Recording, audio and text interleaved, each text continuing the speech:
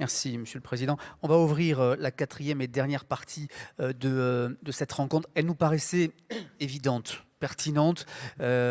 Un mois après l'exécution de Mehdi Kessassi, alors même que le Marseille est confronté plus que jamais aux dérives du narcotrafic. Vous avez beaucoup échangé sur le sujet, vous êtes beaucoup intervenu sur le sujet. Et donc notre quatrième partie s'appelle l'impact des réseaux sociaux face aux violences et aux phénomènes de criminalité organisée. Vous êtes très attendu, Monsieur le Président, sur ce sujet ici à Marseille, avec nos questions évidemment. Fadela Ouidef, présentez-vous et vous allez poser votre première question. Bonjour, je m'appelle Fadela, je suis associative, j'habite dans les quartiers nord de Marseille, dans le 14e arrondissement. On s'est déjà rencontrés lors de votre visite. On avait échangé malheureusement toujours sur ces thèmes-là. Et aujourd'hui, je vais vous poser ma question concernant les réseaux et le lien entre les réseaux et le narcotrafic pour le coup. Donc aujourd'hui, il est évident que les réseaux sociaux jouent un rôle aussi central que les points de deal traditionnels pour les trafiquants. Le recrutement via les applis, les moyens semblent insuffisants. Pourtant, il faut des moyens pour lutter contre la DZ Mafia et autres réseaux sur les réseaux, autant que dans les quartiers. Dans les 13e et 14e arrondissements, seuls 22-23 policiers seraient déployés sur le terrain pour une population de 140 000 habitants. Comment vouloir que la police soit efficace sur les réseaux et sur le terrain dans de telles conditions sans se mettre elle-même en danger? Merci Fadela Ouidef. Je vous propose, Monsieur le Président, peut-être de répondre à cette première question qui est importante. Il y en aura d'autres, bien sûr. Merci beaucoup. Merci, Madame. Et vous l'avez dit, on a tous une pensée pour la famille Kessassi. Sa maman, ses frères et sœurs, et après le drame qui s'est passé. Et je veux ici vous dire qu'en ayant cette pensée, c'est aussi une pensée de combat que j'ai. Et je sais l'engagement que j'ai pris à l'égard de sa famille.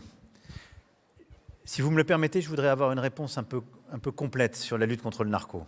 D'abord, elle n'a pas commencé hier. Quand on s'est vu, on avait déjà commencé le combat.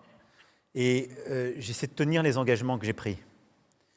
Il y a quelques années, on a lancé une mobilisation générale contre le narco parce qu'on a vu que les trafiquants s'organisaient, que ça prenait une autre dimension. On a créé ce qu'on a appelé l'OFAST, qui a été un organisme national qui a permis de mettre des moyens qui étaient jusqu'alors complètement séparés, police, gendarmerie, pour aller traquer les réseaux partout sur le territoire national. Dans le 13e et 14e que vous évoquiez, j'étais là en 2021, au commissariat, j'ai pris un engagement.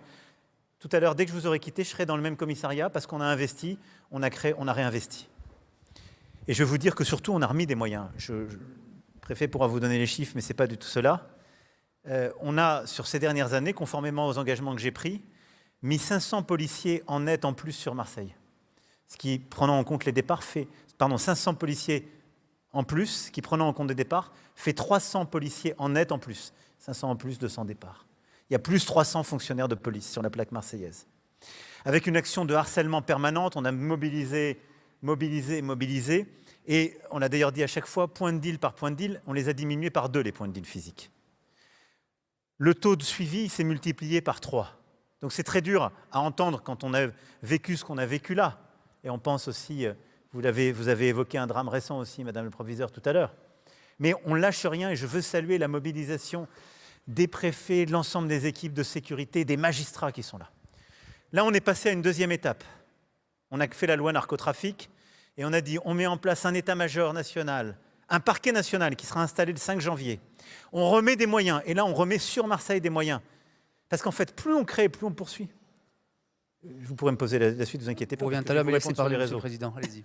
Plus on poursuit, plus en fait, on en a qui arrivent dans les tribunaux. Et donc là, on remet des salles d'audience, on remet des magistrats. On en a déjà créé ces dernières années, plusieurs dizaines. Donc on ne va rien lâcher, on doit pilonner. Maintenant, on doit s'adapter aussi à la pratique, soyons clairs. Vous avez parfaitement raison, les réseaux sociaux sont devenus, au fond, des lieux de trafic. Donc qu'est-ce qu'on veut faire? On va les chercher, on met leurs responsabilités en cause, nous on engage le dialogue. Aujourd'hui, on a des moyens qui sont très limités. On va les chercher, on va leur dire là-dessus, vous êtes en train de recruter des jeunes, vous mettez en danger la vie des autres. Une fois sur deux, on arrive à faire le retrait. Une fois sur deux, ils nous disent, c'est dans nos conditions de vente. Donc on va changer la norme européenne pour pouvoir les poursuivre, mettre en cause leurs responsabilités et les attaquer. Ce qui est aujourd'hui très difficile pour nous. Premier point.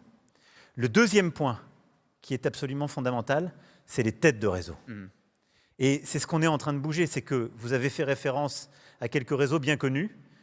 On est aujourd'hui en train de tout secouer.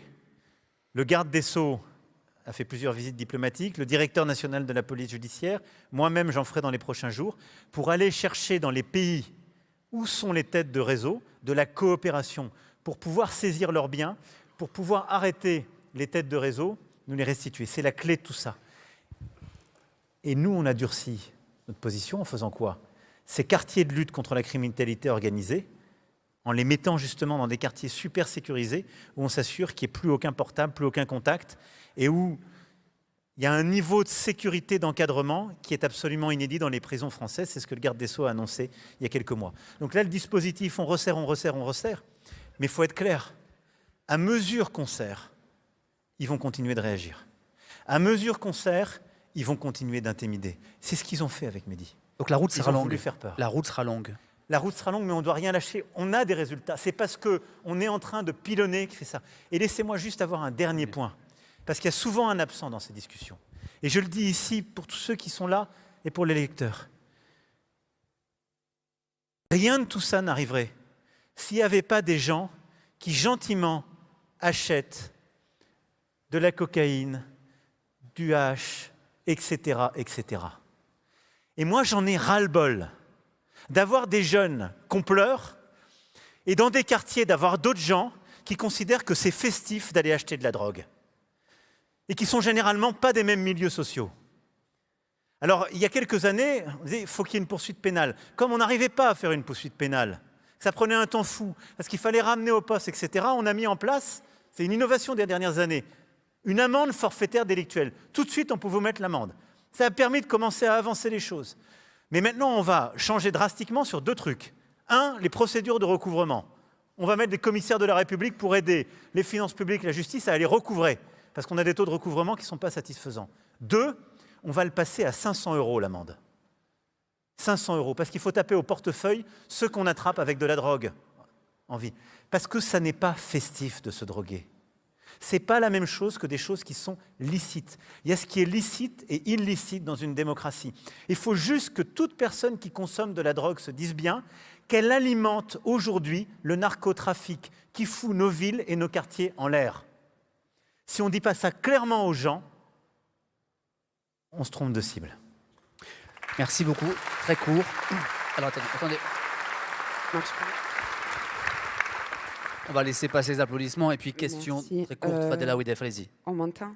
Oui. Du coup, je rebondis sur la deuxième question que j'avais prévue. Le volet judiciaire et le volet répressif, c'est très très important, mais on voit les budgets des services publics diminuer drastiquement, les centres sociaux, les missions locales qui sont une part importante, voire essentielle de la lutte contre le trafic, perdent beaucoup. Sur la ville de Marseille, on a de la chance avec la ville qui ajoute 1,5 million de plus par an, mais on a la métropole et la région qui diminuent, voire suppriment leur aide. Monsieur le Président, nous n'avons pas besoin de vous rappeler l'importance du service public dans les quartiers populaires. Donc pourquoi pas dans le cadre de Marseille en grand, pourquoi ne pas inclure le financement des centres sociaux qui sont une part et tous les autres services publics qui souffrent dans les quartiers et des associations qui œuvrent à mettre en place la politique que vous voulez pour nos quartiers. Je sais que Marseille vous est cher.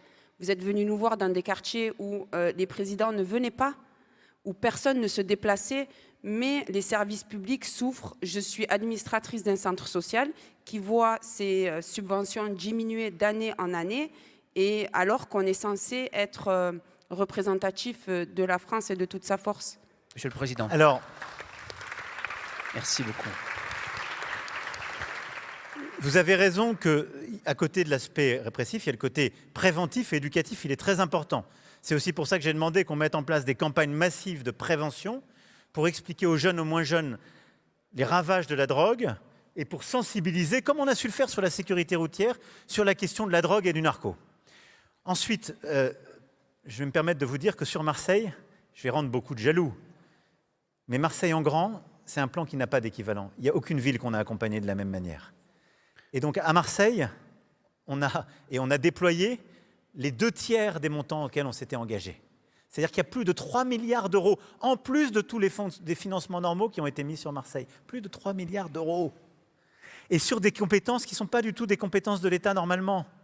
C'est-à-dire les écoles, on en a déjà plus de 87 qui sont engagées. Il n'y a pas une autre ville de France où l'État finance des écoles qu'à Marseille. Pas une autre. Donc après, je ne suis pas là pour faire le procès de vos collectivités locales, mais l'État ne peut pas se substituer aux associations municipales ou départementales ou régionales. C'est à vos collectivités de le faire. Je peux vous dire une chose. On a mis sur l'école à Marseille pour la prévention et l'éducation un montant inédit, pédagogique et bâtimentaire. Mais aussi et surtout, puisque vous me parlez de la prévention, quand on a lancé Marseille en grand, il y avait un besoin cruel de services de santé dans les quartiers nord. Sur la santé à Marseille, pas que sur les quartiers nord, mais partout, on met État, plus de 800 millions d'euros. On change un hôpital militaire qu'on va remettre, l'Avran, qui va être ouvert à tous. La Timone, c'est une révolution. Et toutes les collectivités sont là, votre département et votre région aussi à côté de la ville. La Maison des femmes, ouverte. Et on a ouvert 7 dispensaires, en particulier sur les quartiers nord et en centre-ville. 7 dispensaires. Il n'y a aucune ville où on a fait ça. Donc cette politique, l'État est bien derrière, y compris sur le volet prévention.